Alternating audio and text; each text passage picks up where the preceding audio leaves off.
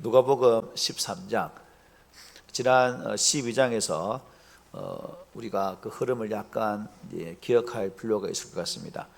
12장에서 예수님께서는 계속해서 우리에게 매우 중요한 한 가지를 강조하셨죠. 그것은 바로 지금이 결단의 때다. 종말의 때를 살아가면서 그 때를 준비하지 아니하면 안 된다. 준비하는 삶을 살아라고 말씀하셨습니다. 그래서 예를 들어 사람들은 날씨를 잘 분별하고 하늘을 보고 비가 오겠다라고 날씨의 징조는 구별하면서 마지막 때를 분간하지 못하면 어리석은 자다라고까지 말씀하셨습니다. 그런 의미에서 주님께서는 또 이렇게 말씀하신 분을 볼 수 있습니다. 외식하는 자여, 너희가 천지의 기상은 분간할 줄 알면서 어찌 이 시대는 분간하지 못하느냐. 그리고 길을 가면서 뭐 하라겠죠? 하위하기를 원한다라고 말씀하셨습니다. 이 말은 단순히 사람과의 관계를 잘 맺으라는 것을 넘어서서 하나님과의 관계를 잘 맺어 가야 된다는 의미로 이 말씀을 주셨습니다. 심판의 때가 가까우면 저와 여러분들이 아무리 관계가 좋을지라도 저와 여러분들이 이 하나님과의 관계가 온전치 못하면 그 마지막 때에 무슨 의미가 있겠습니까? 하나님 안에서, 주 예수 그리스도 안에서의 마지막 때를 준비하고 하나님의 방법과 하나님의 말씀 안에서 하나님의 때를 준비하는 삶을 살아야 마지막 때에 저주의 심판이 아니라 하나님의 구원의 심판의 은혜를 받을 수가 있다는 사실입니다. 그런 측면에서 저와 여러분들이 계속해서 주시는 말씀을 통해서 우리의 때를 미루지 말고 하나님께서 말씀하시는 때, 바로 그때에 나 자신을 돌아보고 또한 그 말씀의 뜻에 맞추어서 하나님이 무엇을 말씀하시는지 그 뜻을 잘 깨달아 그 하나님 말씀 앞에 온전히 회개하고 바로 서는, 또 그리고 우리의 때를 잘 준비해서 마지막 심판 때에 후회함이 없는 그러한 성도로 서가기를 소망해 봅니다. 이런 말씀을 징조, 마지막 때의 징조를 이래저래 말씀하는 가운데에 두 사람이 예수님께 나왔다고 오늘 본문을 말씀하죠. 그리고 그 시대에 일어났던 상황을 이렇게 증거합니다. 그때 마침 두어 사람이 와서, 저게 빌라도입니다. 글자를, 빌라도가 어떤 갈릴리 사람들의 피를 그들의 제물에 섞은 일로 예수께 아뢰니 글자 하나를 빼먹었습니다. 죄송합니다. 치다 보면 그렇죠, 있지요. 양해 바랍니다. 이만큼 사람은 완벽하지 않아요. 목사도 이렇게 푸석합니다. 이해해 주시면 되겠습니다. 이 일이 어떤 사건이었는지는 성경에도 다른 역사책에도 나와 있지는 않습니다. 한 전승에 의하면 당시 총독으로 부임한 빌라도는 예루살렘에 심각한 급수난을 겪고 있었다고 합니다. 그래서 이 급수 문제를 어떻게 해결할까라고 생각 중에 이제 성전에서 거두어들인 그 돈을 좀 사용했으면 좋겠다라고 말을 하죠. 여러분, 유대인의 입장에서 성전에서 거두어들인 그 돈을 예루살렘의 급식 문제를 해결하기 위해서, 수도 문제를 해결하기 위해 돈을 쓴다? 가당치 않은 소리입니까? 가당치 않죠. 불가합니다. 그런데 빌라도의 입장에서 보면 충분히 가당해요. 왜냐하면 그 당시 예루살렘에서 제물을 드리고 나서 피를 드리잖아요. 구약 제사 드린다 보니까 물 청소를, 피를 씻는다고 물을 엄청 썼다고 합니다. 그러니까 예루살렘 성전에서 그 피 문제로 인해서 물을 워낙 많이 쓰니까 빌라도 입장에서 그러면 예루살렘 성전에서 물값을 좀 더 내든지 하라는 그걸 의도해서 이런 문제가 발생했다라고 일면 지내오기도 합니다. 따라서 어찌 보면 빌라도 입장에서는 물세를 더 내라는 것은 지극히 타당하다고 볼 수 있는 거죠.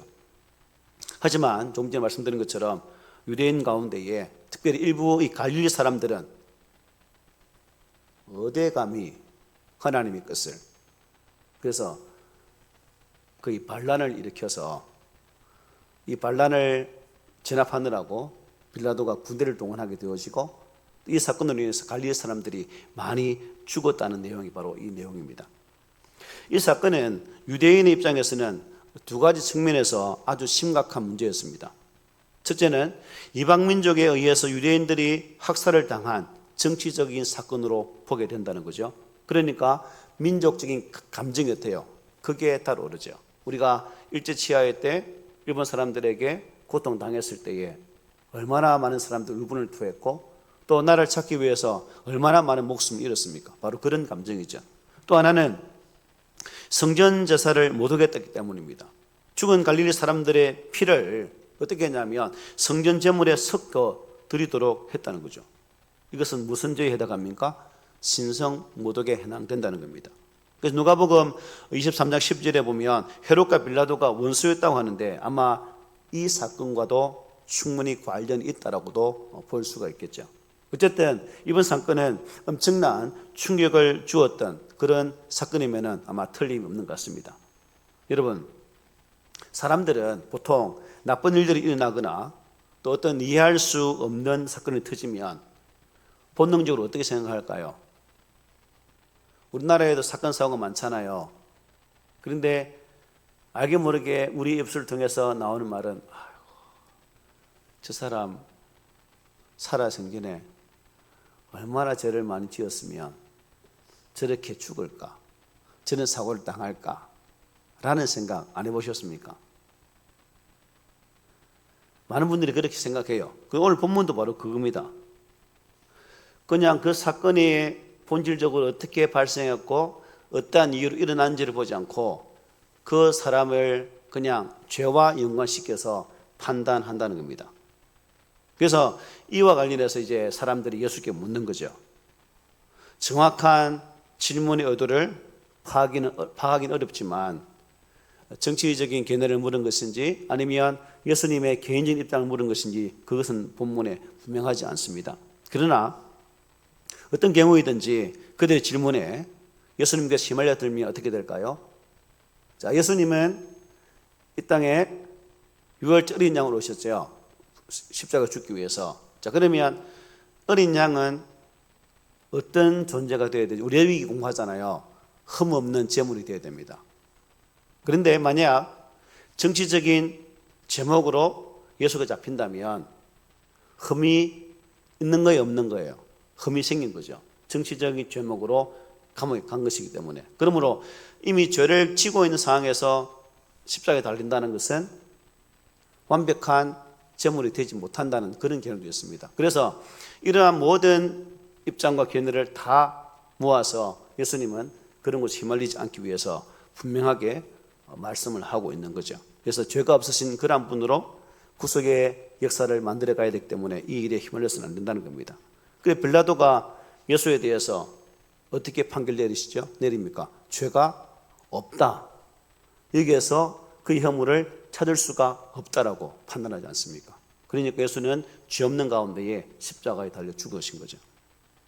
그래서 예수님은 이들의 질문까지도 이 하나님 나라의 긴급한 복음을 전하는데 사용한 모습을 보게 됩니다. 이어지는 2절 3절이죠. 대답하여 이르시되 너희는 이 갈릴리 사람들이 이같이 해받음으로 다른 모든 갈릴리 사람보다 죄가 더 있는 줄 아느냐? 너희에게 이르노니 아니라 너희도 만일 회개하지 아니하면 다 이와 같이 망하리라 하고 말씀하셨습니다. 예수님께서 이렇게 말씀하신 데는 이유가 있다는 거죠. 유대인들은 오래전부터 죄와 고난을 결부시켜서 아까 말씀드린 것처럼 인과 응고의 관계로 보았다는 겁니다. 특별히 우리가 구약에서 흔히 볼 수 있는 욥이 고난받을 때에 누가 찾아옵니까? 엘리바스가 찾아와서 욥에게 이런 말을 하죠.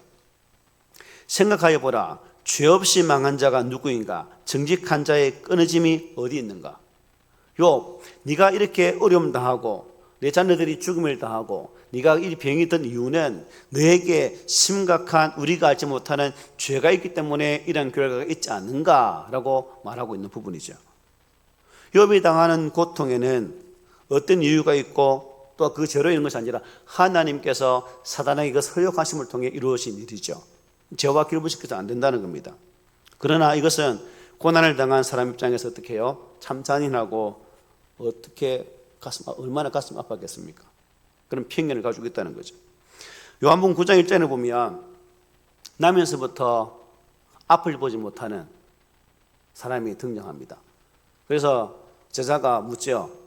선생님, 저 사람은 저렇게 앞을 보지 못하는 이유가 지 부모의 죄로 인한 것입니까? 아니면 저 사람의 죄로 인한 것입니까? 라고 질문하는 장면도 있습니다. 그래서 주님께서는 그 사실을 말씀하시면서 그에게서 하나님이 일하시는 것을 나타내고자 합니다라고 말씀하셔요. 그가 앞을 보지 못하는 것은 하나님의 영광을 나타내기 위한 하나의 예비하심이라고 말씀했다는 겁니다. 어쨌든 갈릴리 사람들이 당했던 이 사건, 유대인 중에는 어떤 이들은 그곳에서 칼에 찔려 죽고 또 그들의 피가 신성한 제물에 섞인 것은 그들의 죄값으로 인한 것이 아니겠느냐라고 생각했다는 겁니다. 이에 대해 예수님은 그들의 이제 편견을 고쳐주고 있는 거죠. 비극적인 죽음을 맞이한 갈릴리 사람들이 다른 갈릴리 사람들보다 죄를 많이 지었기 때문에 그렇게 되었다라고 말할 수 없다는 겁니다. 뭐 우리나라 배 사고나 비행기 사고 나서 사람들이 많이 죽잖아요. 그 사람들이 나보다 죄를 많이 지어서 그렇게 죽었습니까? 그게 아니다라고 말씀하고 있는 겁니다. 오히려 그 비극은 살아있는 사람들에게 주시는 경고의 말씀이라는 거예요. 그런 비극적인 사건들을 들을 때마다 나에게도 얼마든지 그 일이 일어날 수 있다라는 그런 경고라는 것입니다. 그 자신을 돌아보고 회개하는 기회로 삼아야 한다는 것이 주의 말씀의 뜻입니다. 주님은 또 다른 비극적인 사건의 예를 하나 더 들죠. 4절 5절에 보면 이렇게 말씀합니다. 망대가 무너진 것 같아요. 또 실로암에서 망대가 무너져 치어 죽은 18사람이 예루살렘에 거한 다른 모든 사람보다 죄가 더 있는 줄 아느냐? 너희에게 이르노니 아니라 너희도 만일 회개하지 아니하면 다 이와 같이 망하리라 말씀해요. 자, 실로암에 있는 망대 탑이 아마 예루살렘 도성을 이렇게 지키기 위한 망대겠지요. 경비 초소 중에 하나인 것으로 보입니다. 아마도 이 당시에는 실로암을 흐르는 수로를 이렇게 지키는 그런 망대로 쓰여졌다고 볼 수 있습니다. 그런데 그 망대가 무너지는 바람에 몇 명이 죽었다고요? 18명이 죽게 되어지는 사고가 발생했다는 겁니다. 그런데 사람들은 역시 그런 비극이 일어났는데 그 죽은 사람은 뭐예요? 거기에 있는 사람보다 죄를 많이 지었기 때문에 죽었을 거야 라고 생각했다는 겁니다. 조금 전에 말씀드린 것처럼 뉴스를 통해서 많은 비극의 소식을 듣게 되어지는데 뭐 사고나 뭐 질병이나 뭐 전쟁 재난, 그때마다 사람들은 이렇게 묻습니다. 왜 이런 일이 발생했을까? 저 사람들이 더 많은 죄를 지었기 때문에 저러한 고통을 당하는 것일까? 라는 질문을 하게 된다는 거죠. 물론 여러분 구약에 보면 이 질병이나 환난은 하나님의 시험의 때도 있었습니다. 그러나 전부는 아니라는 거죠. 하나님께서는 그런 환난을 통해서 당신을 기억나게 하셨고 또한 그런 고통을 통해서 하나님의 뜻을 분명히 말씀하셨어요. 그런데 모든 사고가 다 그렇지는 않다는 것입니다. 그래서 오늘 예수의 가르침도 마찬가지입니다. 그들의 죄가 다른 예루살렘의 사람들보다 크기 때문에 그렇게 죽임을 당한 것이 아니라는 거죠. 그런 식으로 다른 사람들을 정죄하거나 판단해서는 안 된다는 것입니다. 우리 가운데에 우리의 삶의 자리가 참 뼈 빠지게 고생을 해도 우리의 팔자가 고쳐지는 않아요. 그러면 좀 잘 나가는 사람이 이렇게 말할 수 있겠죠. 저분은 팔자가 얼마나 사나우면 저렇게 고생해도 저 모양일까? 라고 말하면 된다 안 된다? 안 된다는 거죠. 흔한 예로 그렇게 하는 겁니다. 그래서 주님께서 말씀하시는 바른 태도는 그 사건들을 내 자신에게 적용해 보라는 거죠. 나 자신에게. 나에게도 얼마든지 그 사건이 일어날 수 있다는 것을 자각하고 빨리 뭐 해야 된다는 것입니까? 회개해야 된다라고 말씀하고 있는 거예요. 만일 회개하지 않으면 어떻게 된다고 말씀하고 있습니까? 망한다라고 있죠. 회개하지 아니하면 이와 같이 망할 것이다 라고 말씀하고 계십니다. 특별히 3절 5절에서 예수님은 이 같은 말씀을 반복하지 않습니까? 두 번이나 회개하지 아니하면 다 이와 같이 망하리라. 여러분 왜 이렇게 3절에서 5절에서 반복해 말씀할까요? 그만큼 중요하기 때문이 아닐까요? 여기서 망한다는 것은 단순히 육체적 죽음을 말하는 것이 아닙니다. 영적인 파멸입니다. 하나님과의 영원한 단절을 의미한다는 겁니다. 사람들은 흔히 이렇게 생각하죠. 나는 저 사람들처럼 큰 죄는 안 지었다. 나는 저 사람에 비교해 보면 그만큼 나은 것 같아. 그런데 하나님 입장에서는 도진개찐이죠. 똑같다는 겁니다. 100개 지은 죄나 50개 지은 죄는 똑같다는 거죠. 그러므로 우리의 죄의 기준은 내가 아니죠. 죄의 기준은 하나님이십니다. 하나님께서 기준을 세우신 것이 죄가 아닌가 판단되는 것이지 내 생각, 내가 배웠던 것이 죄의 기준이 안 된다는 거죠. 그래서 상대 비교를 하나님은 허락하지는 않는다는 겁니다. 회개는 여러분 단순히 잘못했습니다 라고 말하는 거 아니죠. 회개는 완전한 방향을 트는 것입니다. 내 중심에서 하나님 중심으로, 죄의 길에서 생명의 길로 돌아서는 것이 참된 회개의 모습이라는 거죠. 그래서 회개는 여러분 선대상이 아닙니다. 이 회개는 진정한 구원의 은혜를 주는 길이라는 겁니다. 그러므로 예수를 영접할 때 항상 우리가 하는 게 뭡니까? 주님, 나는 죄인입니다. 나의 죄를 용서해 주시니 감사합니다를 고백하지 않습니까? 이게 회개가 동반되어야 된다는 거죠. 회개하지 않는 신앙은 결국 뭘까요? 껍데기뿐인 신앙인이다라고 볼 수밖에 없습니다. 여러분, 교회 다니는 것과 하나님께로 돌아서는 것 같을 수 있습니까? 같을 수도 있겠지만 다를 수도 있다는 거죠. 여러분들이 예배 시간마다 교회 잘 나오시는데 교회는 나오는데 하나님께 향하여 내 마음이 가 있다라고는 말할 수도 있겠지만 그럴 수도 없다는 거죠. 단순히 교인으로 살아가는 분이 많다는 겁니다. 우리는 교인이 돼서 안 돼요. 예수 믿는 참된 그리스도인이 되어야 되는 것이지. 그리고 예배를 드리는 것과 내 삶의 방향이 바뀐 것은 또 다를 수도 있다는 거죠. 예배 드리도 평생 예배 드려도 안 바뀐 사람 얼마나 많습니까? 말씀을 수없이 들어도 항상 그 자리라. 왜일까요? 그런 분이 있다는 거죠. 그래서 주님은 오늘 우리에게 묻고 있는 거죠. 과연 너는 나를 향하여 돌이켜 서 있는가? 라고 묻고 있다는 겁니다. 네가 진실로 나를 향하여 바로 서 있는가? 네가 가는 길을 멈추고 나를 향하여 걸어오고 있는가? 라고 질문하고 있다는 것이죠. 그래서 예수님은 이 말씀의 의미를 더욱 이제 분명하게 설명하기 위해서 무슨 예를 듭니까? 열매 맺지 못하는 무화과 나무의 예를 들어서 말씀해요. 6절로 9절이죠. 이에 비유로 말씀하시되 한 사람이 포도원에 무화과 나무를 심은 것이 있더니 와서 그 열매를 구하였으나 얻지 못한지라. 포도원지기에 이르되 내가 3년을 와서 이 무화과 나무의 열매를 구하되 얻지 못하니 찍어버리라. 어찌 땅만 버리겠느냐? 버리게 하겠느냐? 대답하여 이르시되 주인이여 금년에도 그대로 두소서. 내가 두릅하고 그름을 줄이니 이후에 만일 열매가 열면 좋거니와 그렇지 않으면 찍어버리소서 하였다 하시니라고 말씀합니다. 자, 주목할 것은 무화과 나무가 어디에 심겨졌어요? 포도밭에, 포도원에 심겨졌습니다. 자, 상식적으로 생각할 때 포도밭에 무화과 나무를 심는다? 잘 심은 거예요? 못 심은 거예요? 예, 장소가 일단 틀렸습니다. 그죠? 그런데 이 가수원 주인은 그 포도원에 이 무화과 나무를 심었다는 겁니다. 무화과 나무.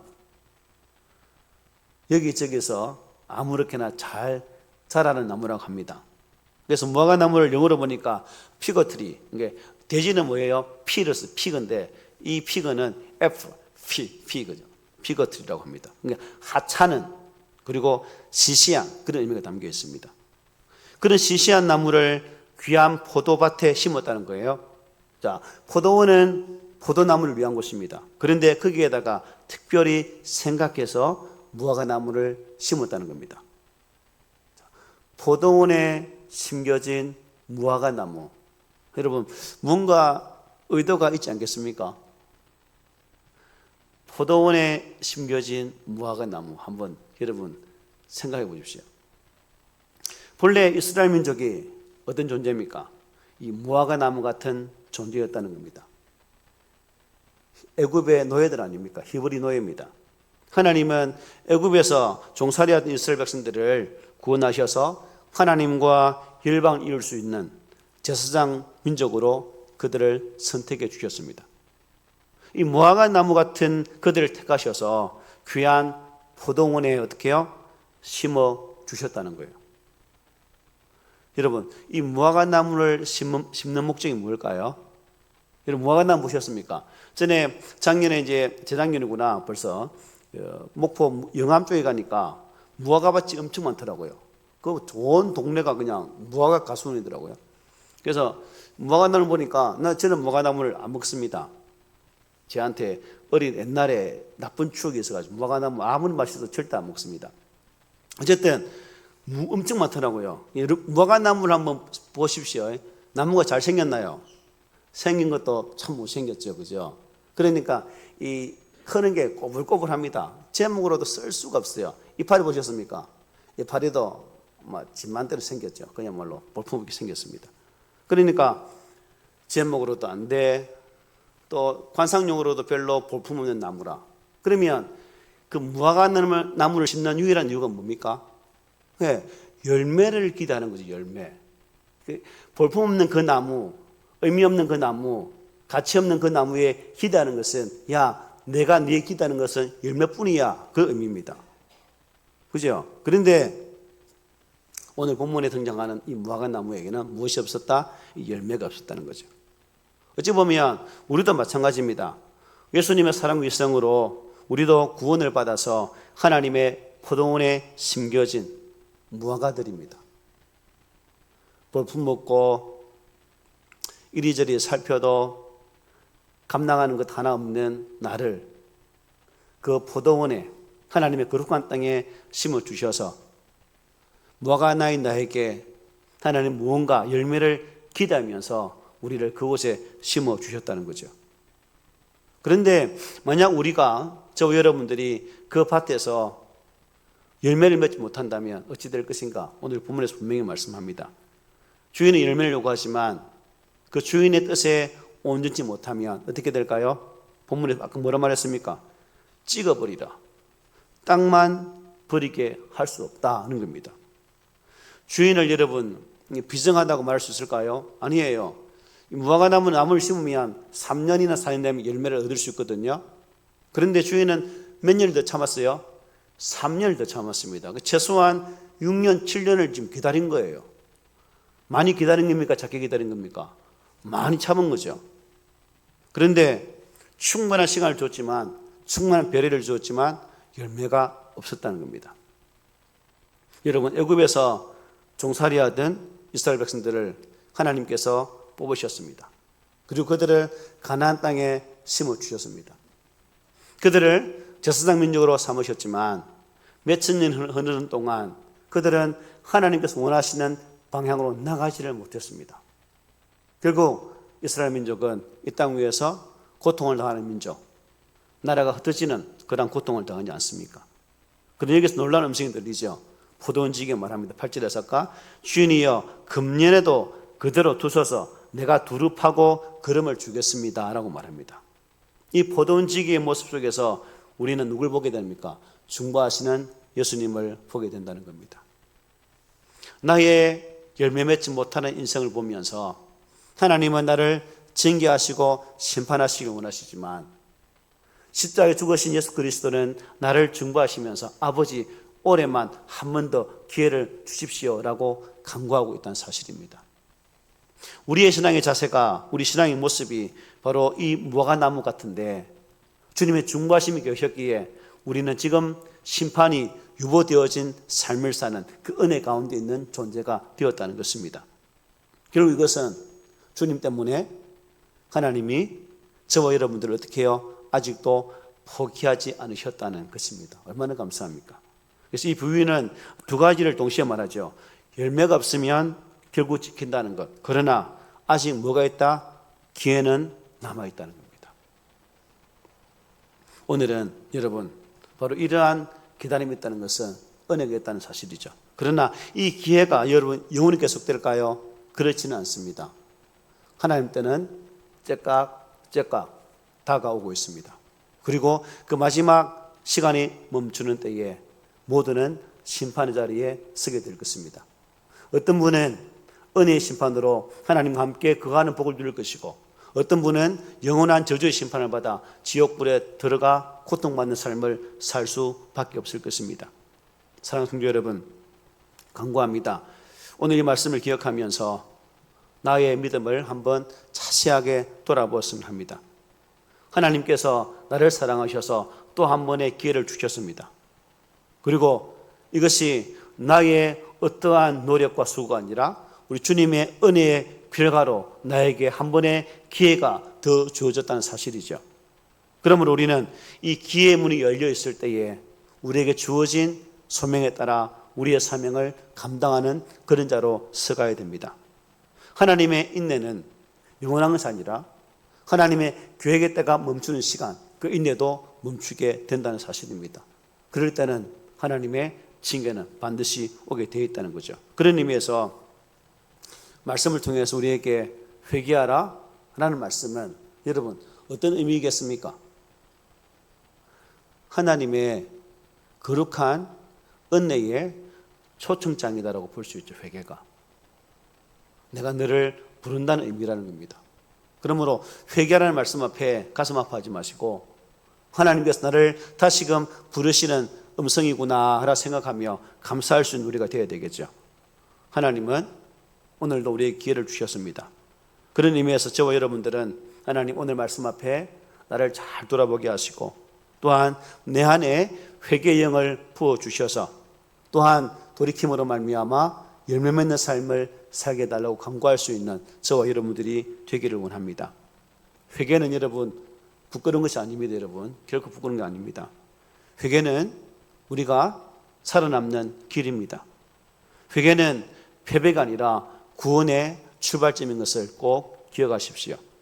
주님 앞에 엎드리고 그리고 이렇게 고백했으면 좋겠습니다. 주님 한 번만 나를 그대로 두십시오. 그리고 나의 은혜를 주십시오 라고 구하는 그러한 모습. 그래서 저와 여러분들이 이 기회를 놓치지 말고 하나님이 기대하시는 열매를 맺으면서 하나님께서 기뻐하시는 그런 귀한 자녀로 우리의 삶의 자리를 채우는 은혜가 있기를 소망합니다. 아멘.